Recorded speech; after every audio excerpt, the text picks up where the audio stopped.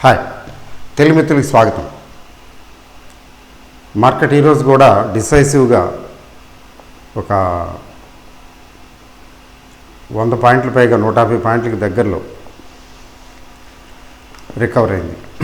Opening చాలా డల్గా ఉంది. ఓపెనింగు కొంచెం మైనస్ సైడ్ ఉన్న మొత్తానికి రికవర్ చేశారు, కొట్టుపారేశారు. ఇందులో డిఏఎస్ పాత్ర చాలా ఎక్కువగా ఉంది కనబడుతున్నది. అంటే వాళ్ళే కాదులేండి, ఎఫ్ఐఎస్ 1900 కోట్లకి పైగా అమ్మారు. 1900 crore అబౌవ్ ఎఫ్ఐఎస్ అమ్మితే మన DIIs 1800 crores above, almost the same levels మన డిఐఎస్ కొన్నారు. అంటే వాళ్ళు అమ్మింది వీళ్ళు కొన్నది బరాబర్ అయిపోయింది. అంటే ఎగ్జాక్ట్గా ఇండెక్స్ షేర్లే కొనరు, అమ్మరు కదా. Mid cap, small cap, other large క్యాపులు చాలా ఉంటాయి.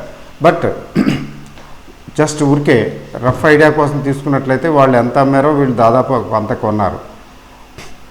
But index is up.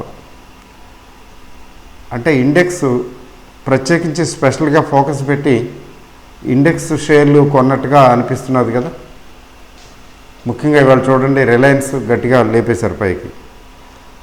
తర్వాత హెచ్డిఎఫ్సి కొద్దిగా కొంచెం రికవర్ అయింది, అంటే పడినవ్వలేదు, పడిపోకుండా మెయింటైన్ చేశారు. అంటే యాజ్ ఎ హోల్ తీసుకున్నట్లయితే ఇండెక్స్ షార్ప్ రికవరీ అనే చెప్పాలి. 17,800 పైచలకు వచ్చేసింది. అయితే తర్వాత బ్రాడ్ బేస్డ్ మార్కెట్ కూడా తీసుకుంటే ఈరోజు కూడా పెరిగిన 2 షేర్లు పెరిగితే 1 షేర్ తగ్గింది. 2:1 రేషియో. ఇది కూడా చాలా పాజిటివ్. ఇంకా ఏంటంటే నిన్న రాత్రి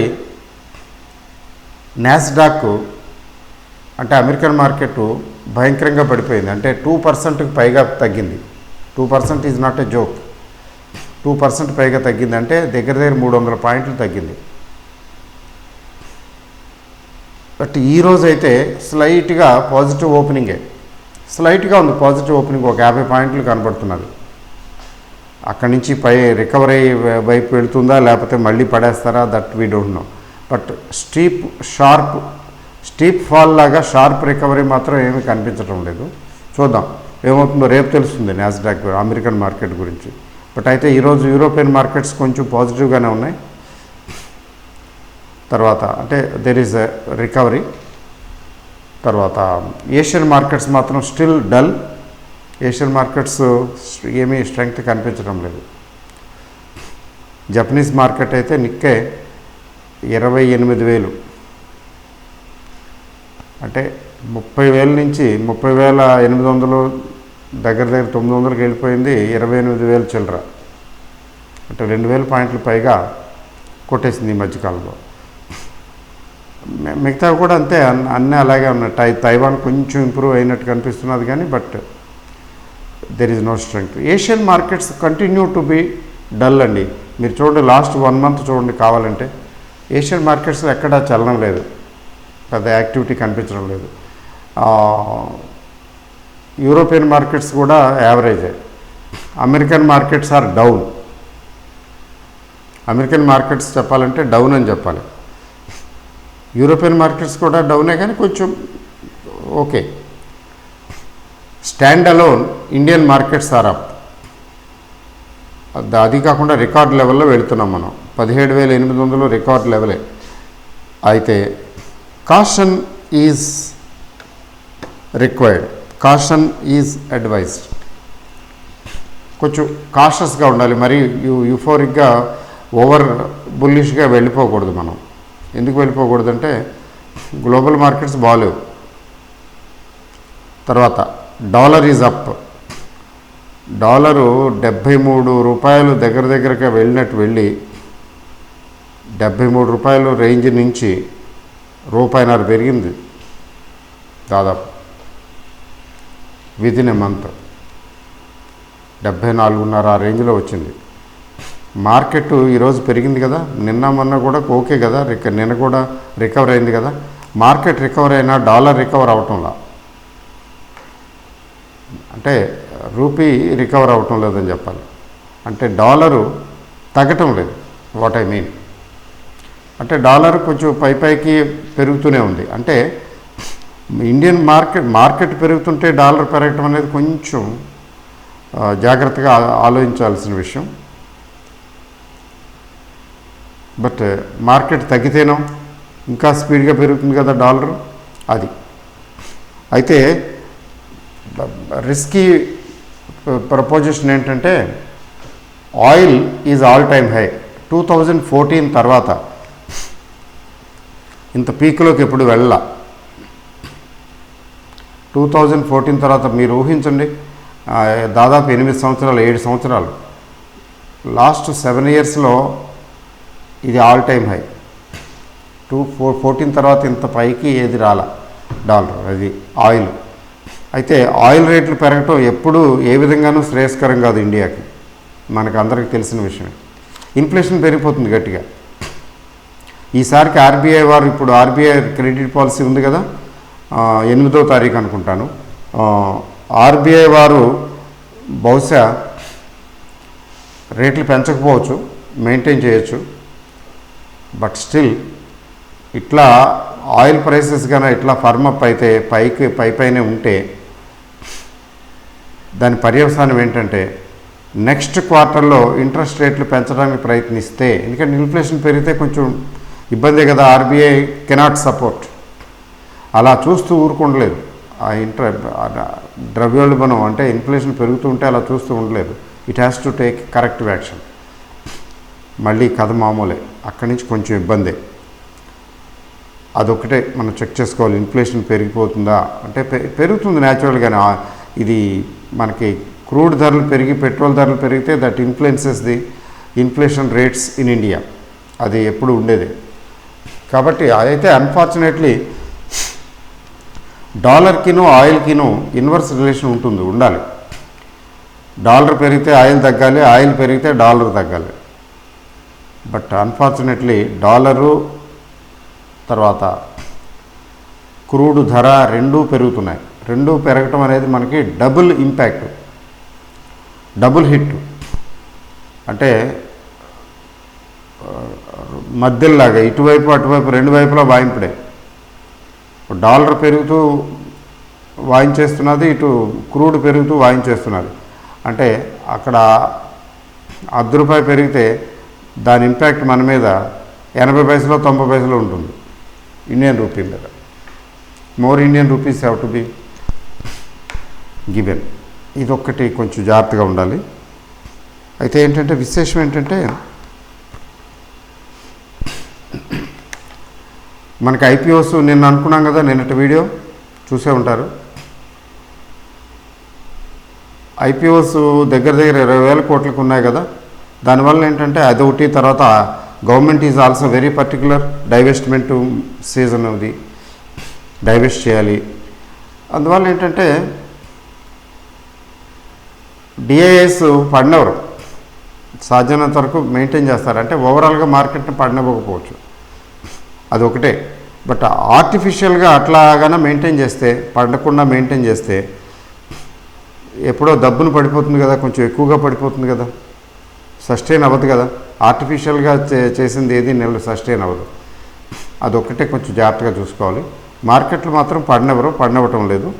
అయితే చిన్న చిన్న కరెక్షన్స్ తప్పవు. ఇక్కడ మరి డాలర్ పెరుగుతూ తర్వాత ఇది పెరుగుతుంటే, క్రూడ్ ధర పెరుగుతుంటే ఎక్కువ కాలం మనం సస్టైన్ అవ్వలేము. ఈ economy, Indian economy cannot sustain for long. ఏదో ఒక 1 month 2 months లేకపోతే ఫ్యూ వీక్స్ పర్వాలేదు. ఇదొకటి జాగ్రత్తగా చూసుకోవాలి. తర్వాత ఇమీడియట్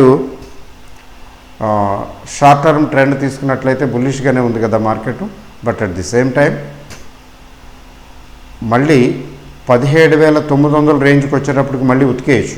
ఎందుకంటే కన్సాలిడేషన్ మోడ్ ఇది, ఆల్మోస్ట్ కన్సాలిడేషన్ మోడ్. రికవర్ అవుతుంది, రికవర్ అయ్యి కొంచెం వెళ్ళిన తర్వాత మళ్ళీ ఉతికేస్తారు. అంటే పెద్దగా కాదు, కొద్దిగా మళ్ళీ దిగువకు వస్తుంది, మళ్ళీ అక్కడి నుంచి మళ్ళీ అందుకుంటుంది. ఈ process this is likely to continue. అందువల్ల ఏంటంటే 17,900 రేంజ్లో జాగ్రత్తగా ఉండాలి. ఎంత దూరం ఉంది 17,900? అక్కడ కొంచెం కరెక్షన్ రావచ్చు, రాకపోతే గొడవే లేదు. ఈలోగా అమెరికన్ మార్కెట్లు పుంజుకున్నాయనుకోండి, అమెరికన్ మార్కెట్లు పుంజుకుంటే ఏషియన్ మార్కెట్స్ పుంజుకుంటాయి, ఆ వంకన ఈ వంకన మనవాళ్ళు కూడా పెంచేస్తారు. అట్లాంటప్పుడు 18,000 అండ్ అబౌవ్ వెనక్కి తిరిగి చూడాల్సిందేం లేదు. That is one scenario.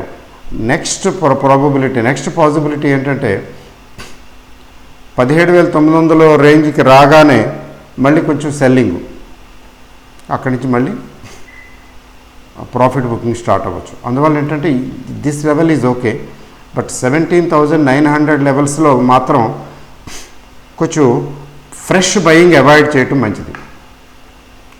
900కి వెళ్ళిపోవడానికి ఏం పెద్ద టైం పట్టదు కదా. అయితే ఆ లెవెల్లో ఫ్రెష్ బయింగ్ చేయడానికి అవసరం లేదు, చేయవలసిన అవసరం లేదు. వెయిట్ చేయటం మంచిది. వెళ్ళిపోతుంది, ఇంకా పెరిగిపోతుందని పెరగనవటమే ఓకే. పెరిగేదాన్ని మనం ఆపలేము, తగ్గేదాన్ని మనం అడ్డుకోలేము. ఇది జరుగుతుంది మార్కెట్లో. బట్ ఏంటంటే టెక్నికల్గా జాగ్రత్తగా ఉండాలంటే 17,930 ఆ రేంజ్కి వచ్చినప్పుడు బ్యాటు బాలు పక్కన పడేసి ప్రశాంతంగా కూర్చోట్లేదు. Wait and watch and wait, అంతేగాని ఫ్రెష్ బయింగ్కి వెళ్ళక్కర్లేదు. అలానే అక్కడ షార్ట్ సెల్లింగ్ చేయమని నేను అనటం లేదు, but fresh long positions are not advisable. అయితే market trend as a whole తీసుకున్నట్లయితే మీరు గమనించండి, oil companies, oil manufacturing companies పెరుగుతున్నాయి కదా, గట్టిగానే పెరుగుతున్నాయి కదా. మీకు చూడండి, oil and natural gas ONGC చూసారా? ఓఎన్జీసీ ఈరోజు చూసే ఉంటారు, 10% పెరిగింది ఒక రోజులో, 160+ ఉంది. ఇప్పుడు అనిపిస్తుంది. మొన్న ఆ మధ్యన 500 షేర్స్ ఉంటే అమ్మేశాను. అంటే ప్రాఫిట్ బుకింగే, జస్ట్ ఇంకా ఏం లేవు నా దగ్గర, 100 చిల్లర ఉన్నాయి. చూడండి ఎలా పెరిగిపోయిందో. అది ఉంటే చాలా డబ్బులు వచ్చాయి కదా 500 షేర్లు అంటే. That is what happens. Stock market మనకి చెప్పలేము. ఇప్పుడు కోల్ ఇండియా చూడండి, కోల్ ఇండియా కూడా 200కి తగ్గని అంటున్నది, 200 దగ్గరికి వెళ్ళిపోయింది ఆల్రెడీ. అలాగే oil companies IOC, HPCL, BPCL ఇట్లా చూడండి, they are on the run, up run.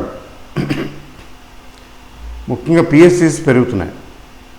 Government is very particular about PSUs performance. ఎందుకంటే డైవెస్ట్మెంట్ చేయాలంటే పిఎస్యూస్ అబ్బాయి లాభం లేదు, పిఎస్యూస్ పెరగవు అంటారు కదా, అందుకని. తర్వాత ఇంకొక న్యూస్ ఏంటంటే, Hindustan copper public sector undertaking కదండి, కునుకు పెట్టలాగా అలా కునుకుతూ ఉంది. అయితే దాన్ని డైవెస్ట్ చేయాలని అనుకుంటుంది government. To what extent they do, controlling stake తమ దగ్గరే పెట్టుకుంటారు mostly. To what extent they do we don't no. అయితే డైవెస్ట్మెంట్కి చాలామంది సిద్ధపడుతున్నారు. వాళ్ళలో అగ్రగామి వేదాంత అనిల్ అగర్వాల్ గారు అయితే మేము రెడీగా ఉన్నాం అంటున్నారు.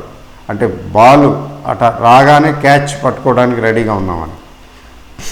Now it is 120. ఆ మధ్యన 109, 180 కూడా వెళ్ళినట్టుంది. Good company, but bad management. అలా బ్యాడ్ మేనేజ్మెంట్ అని పదం వాడకూడదేమో మనం, ఎందుకంటే గవర్నమెంట్ కంపెనీ అది. గవర్నమెంట్ కంపెనీ మనల్ని మనం నిందించుకున్నట్టే కదా. So good company, good prospects, almost monopolistic situation, but semi monopoly అనుకోండి, మొనోపలి కాకపోయినా, but not well managed. Everybody's business is nobody's business అని ఒక సామెత ఉంది ఇంగ్లీష్లో. So everybody's business is nobody's business అనేది ఈ పబ్లిక్ సెక్టర్ అండర్టేకింగ్స్కి ఇండియాలో అప్లై అవుతుంది. ముఖ్యంగా మన the Hindustan copper is no exception. కాబట్టి ప్రైవేటు వాళ్ళ డైవెస్ట్మెంట్ ఉండి కొంచెం ఎక్కువ స్టేకు కానీ ఇస్తే, మన ఈ హిందుస్థాన్ జింక్లో ఇచ్చేశారు కదా, మరి మారుతి సుజుకీలో ఇచ్చేశారు కదా, మారుతి ఉద్యోగ్ లిమిటెడ్ అని ఉండేది. మరి సుజుకీ వాళ్ళకి మోర్ దెన్ 50% ఎప్పుడైతే ఇచ్చారో స్టేకు, మారుతి బ్రహ్మాండంగా అందుకుంది, బాగుపడింది. సింపుల్గా చెప్పాలంటే చాలామందిని కోటీశ్వరులను చేసింది. అలాగే పిఎస్యూస్లో కూడా గవర్నమెంటు ప్రైవేట్ మేనేజ్మెంట్కి ఇస్తే, కంట్రోలింగ్ స్టేక్ ఇస్తే అవి బాగుపడతాయి. అందులో ఇన్వెస్ట్ చేసిన షేర్ హోల్డర్స్ కూడా బాగుపడతారు.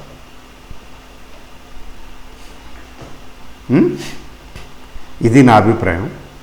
But what ever it is, Hindustan copper is ready and Vedanta group is ready. ఫైనల్గా ఏమవుతుందో చూడాలి. అయితే డైవెస్ట్ చేయడానికి ముందు ఇది 160-170 దాకా ఉండేదండి. నేనే 150 ఆ రేంజ్లో కొన్నాను అప్పుడెప్పుడు ఆవేశంలో. సో ఇది డైవెస్ట్ చేసే ముందు దీన్ని లేపుతారు పైకి. ఆ విషయం కొంచెం గమనించండి. ఆ తర్వాత చెప్తారు మేము ఇందులో స్టేక్ అమ్ముతున్నాము అని. అది ఈనాటి సమాచారం ఇంతవరకే. Thank you very much and good night. All the best.